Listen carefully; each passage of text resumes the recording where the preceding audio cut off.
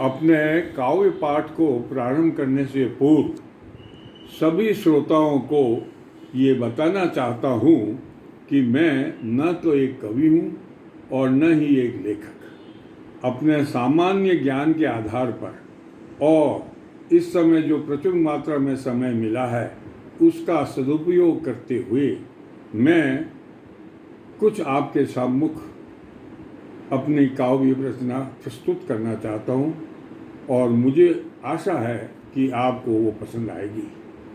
आज का विषय मैंने लिया है पति और पत्नी।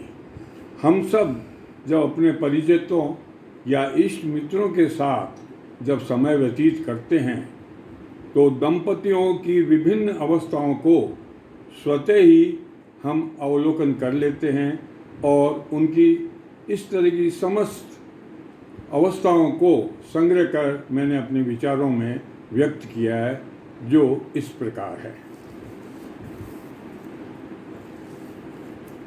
रोज सुबह शाम किसी न किसी बात पर, रोज सुबह शाम किसी न किसी बात पर होती है माथा पच्ची। देवी जी तो कैसे चुप हों, देवी जी तो कैसे चुप हों, गुस्सों में कह बैठी तुम झूठे मैं सच्ची। रोज सुबह शाम किसी न किसी बात पर होती है माथा पच्ची। देवी जी तो चुप कैसे हों, गुस्से में कह बैठी तुम झूठे मैं सच्ची। जिंदगी भर के साथ है फिर भी न जाने क्यों रूठे रूठे रहते हैं। जिंदगी भर का साथ है फिर भी न जाने क्यों रूठे रूठे रहते हैं। अरे तुम क्या समझो यार, रूठने और मनाने को ही तो सच्चा प्यार कहते हैं। अब दूसरा मैंने ये लिया है कि जब कभी अपन बात करते हैं कि भाई शादी करनी चाहिए कि नहीं करनी चाहिए, दोस्तों में सलाह लेते हैं तो दोस्त अक्सर शादीशुदा दोस्त इसको मना करते हैं और उसको मना करने के बाद जो स्थितियां होती हैं उनको मैंने इस तरह से वर्णित किया है। हर शादीशुदा मर्द दूसरों को शादी न करने की सलाह देता है। हर शादीशुदा मर्द दूसरों को शादी न करने की सलाह देता है। खुदा न खास्ता खुद की न रहने पर, खुदा न खास्ता खुद की न रहने पर बिना समय खोए दूसरे की चाह रखता है।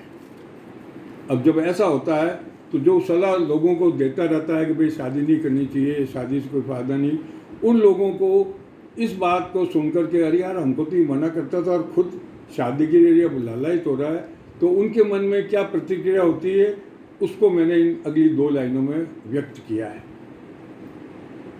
ऐसी घटना पर ही तो कहते हैं, ऐसी घटना पर ही तो कहते हैं अपने पांव खुद मारी कुल्हाड़ी। क्योंकि दूसरे ही दिन पड़ोसी ने, क्योंकि दूसरे ही दिन पड़ोसी ने आओ देखा न ताओ खुद ने शादी कर डाली।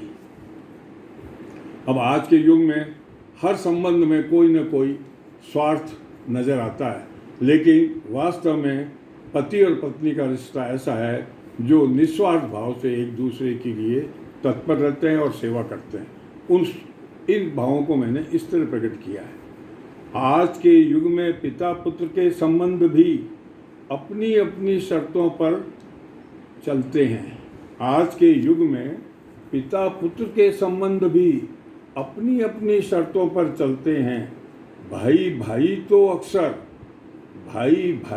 अक्सर पैतृक संपत्ति के बंटवारे पर ही आपस में तन जाते हैं।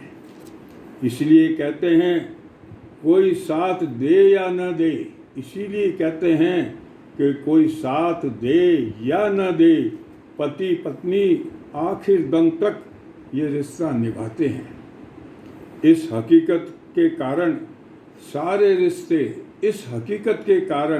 सारे रिश्ते इसके सामने बौने लगते हैं। अब पति पत्नी का जो स्नेह होता है, इस स्नेह का सबसे ज़बरदस्त एक सहारा होता है एक दूसरे का विश्वास। और उस विश्वास के बारे में जो कुछ मैंने अपने विचार व्यक्त किए हैं वो इस प्रकार हैं। अटूट स्नेह और एक दूसरे से दूर न जाने की कसमें खाते हैं। अटूट स्नेह और एक दूसरे से दूर न जाने की कसमें खाते हैं। यदा कदा अपनी इस भावना को दर्शाने से भी नहीं चूकते हैं। पर यह अटूट और गहरा रिश्ता दोनों के विश्वास पर ही टिका है। पर यह अटूट और गहरा रिश्ता दोनों के विश्वास पर ही टिका है। किसी घटना से यदि इस विश्वास की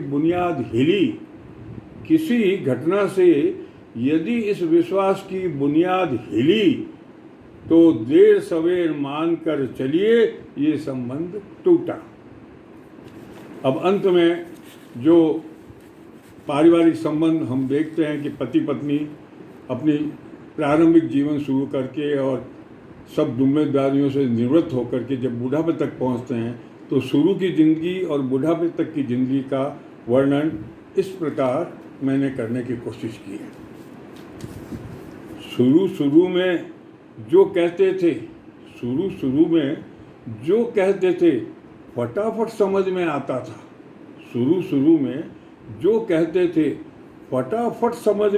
था। इशारों ही इशारों में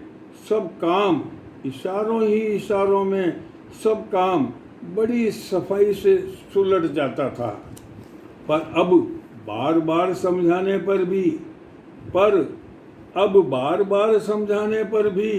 कुछ पल्ले नहीं पड़ता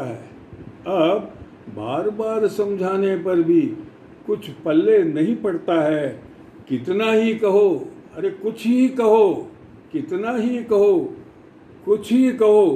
एक कान से सुनो तो दूसरे से निकालना ही पड़ता है। चिल्लाओ या नाराज हो, किसी को अब कुछ असर नहीं होता। चिल्लाओ या नाराज हो, अब किसी को कोई असर नहीं होता। बुढ़ापे ने दोनों को झकझोर कर साथ रहने को ही तो छोड़ा है। धन्यवाद।